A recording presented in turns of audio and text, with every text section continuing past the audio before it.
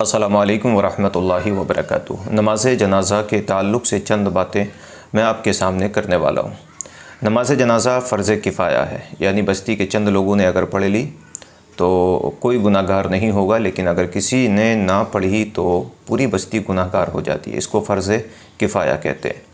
हम जगह जगह मैयत में जाते हैं, लेकिन अक्सर देखा जाता है कि लोग दूर दूर जा कर के खड़े हो जाते हैं और वो नमाज जनाज़ा पढ़ने की कोशिश नहीं करते। वो कहते हैं कि जी हमारे याद नहीं है। तो पहली चीज़ तो मैं तरीक़ा बता रहा हूँ आपको, लेकिन फिर भी अगर आपके याद ना हो तो खड़े हो जाया करें। बस सिर्फ़ इतना कह दिया करें, मौला जो हमारे इस इमाम की नीयत है, इरादा है, वही हमारा भी इरादा है। और इमाम का इरादा यही है कि मैयत जो रखी है अल्लाह करीम इसकी बख्शिश व मग़फ़िरत फ़रमा दे, इसके दर्जात बुलंद फ़रमा दे।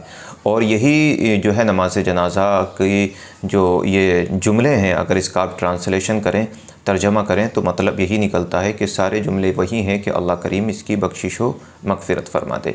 सबसे पहले आपको नियत करनी है। नियत की मैंने नमाज जनाज़ा की चार तकबीरों के साथ पीछे इस इमाम के मुँह में काबे शरीफ की तरफ अल्लाह अकबर, ये भी नियत कर लें। अब आप ये ना सोचें कि नियत तो भाई हमारे अलग तरीके से याद है। अलग अलग तरीके से भी अगर आप कोई दूसरा तरीका, यानी आप कहते हैं कि सना वास्ते अल्लाह ताला के, दुरूद वास्ते रसूल के, दुआ वास्ते इस मैयत के, वो दुआ भी, वो नियत भी सही है। और इस तरीके से अगर कर लें कि नियत की मैंने नमाज जनाज़ा की चार तकबीरों के साथ पीछे इस इमाम के मुँह में काबा शरीफ की तरफ अल्लाह अकबर।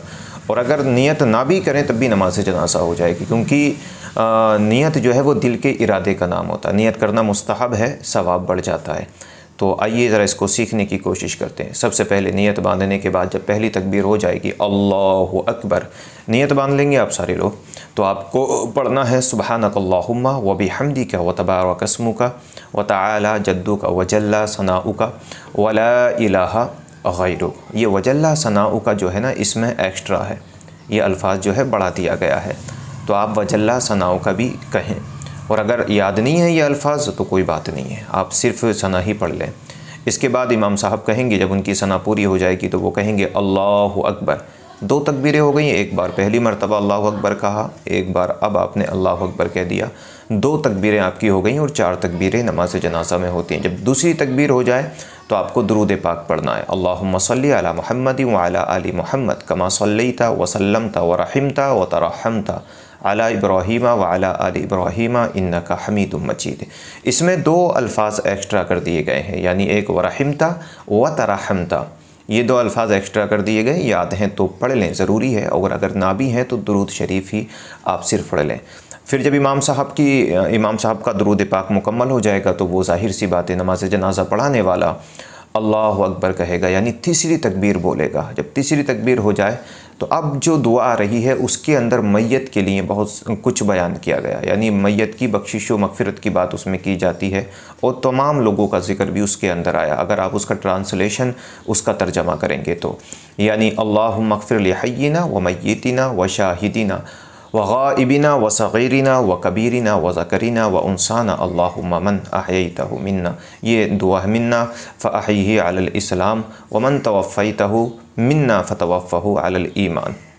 अल्लाहुम्मा अग़फ़िर लि हय्यिना, यानी ए मेरे मौला ये जो मैयत रखी है तो इसकी बख्शिश व मग़फ़िरत फ़रमाते, इसकी मग़फ़िरत हो जानी चाहिए। यानी इसके अलावा जो लोग हाज़िर होते हैं, जो गायब होते हैं, जो छोटे होते हैं, जो बड़े होते हैं, मर्द औरत, सभी के लिए इसके अंदर दुआ की जाती है। तो आप इसको पढ़ लें। अब जब इसको मुकम्मल पढ़ लेंगे आप तो उसके बाद इमाम साहब अल्लाहु अकबर कहेंगे। जब ये चौथी बार अल्लाहु अकबर कहेंगे तो जो चार तकबीरें हैं नमाज जनाज़ा में वो पूरी हो जाएंगी। इसके बाद आप लोग जो है अस्सलामु अलैकुम, इमाम साहब कहेंगे अस्सलामु अलैकुम वरहमतुल्लाह, अस्सलामु अलैकुम वरहमतुल्लाह। इसमें भी थोड़ी कशमकश रहती है, कुछ लोग एक हाथ छोड़ते हैं, कुछ लोग दोनों हाथ छोड़ते हैं। तो बेहतर तरीक़ा यही है कि दोनों हाथ एक साथ में छोड़ देना चाहिए। इसके अलावा अच्छा, यहाँ एक चीज़ और याद रखें कि मौत तो बरहक़ है, कब किसको आ जाए कुछ पता नहीं। तो अगर कोई नाबालिग है, यानी बच्चा है, और लड़का है तो उसकी दुआ अलग है और लड़की की दुआ अलग है। यानी अल्लाहुम्मा जअल लना, ये लड़के की दुआ है, अल्लाहुम्मा जअलहु लना फ़रतन वजअलहु लना अजरन व ज़ुख़रन वजअलहु लना शाफ़िअन व मुशफ़्फ़ा। और लड़की की जब आप कहेंगे तो बस अल्लाहुम्मा जअलहा लना, और शाफ़िअतन का लफ्ज़ इसमें शाफ़िअन है, उसमें शाफ़िअतन है।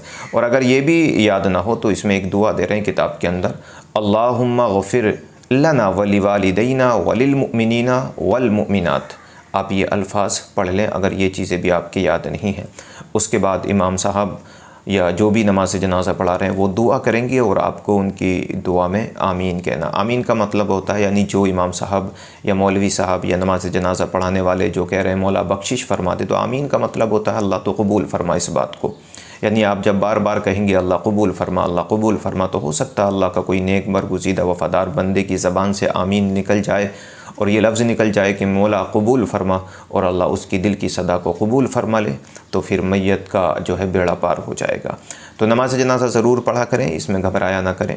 चप्पल का भी मसला आता है इसमें कि चप्पल कहाँ उतारनी चाहिए, तो पाक व साफ़ जगह है तो पैर से चप्पल निकाल दें, और अगर आपको ये महसूस हो रहा है कि जगह थोड़ी ऐसी है तो चप्पल पहन करके भी या चप्पल के ऊपर पैर रख लें, नमाज जनाजा हो जाती है। असल में ये एक नमाज नहीं है बल्कि एक मैयत के लिए दुआ है, लेकिन इसको जो शक्ल व सूरत दी गई है वो नमाज की ही दी गई है। तो मैं समझता हूँ कि आप मेरी बात को बहुत अच्छे से समझ गए होंगे, और अगर आपको कुछ गलत लगा हो तो कमेंट में ज़रूर मेरी इस्लाह फरमाएँ। इंशाअल्लाह कल फिर एक नई वीडियो आपके सामने लेकर के हाज़िर रहूँगा। तब तक के लिए अपने भाई को इजाज़त दें। अस्सलामु अलैकुम।